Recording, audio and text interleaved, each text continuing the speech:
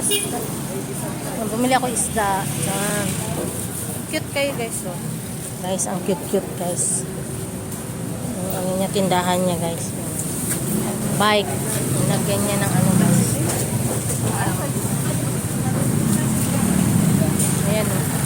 Puto. Mutsinta. Galing ni kuya eh. Tapos, ito ay pansit malabon. Ang tindahan niya, ang cute. Bike lang oh. Diba? Diba? May paraan. Bike lang ah. Bike lang. Kikita ka na. Maganda yung tindahan niya.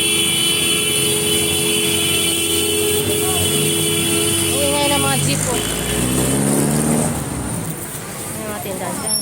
Nililinis pa yung isda ko. Laki ng tuna oh. Tuna.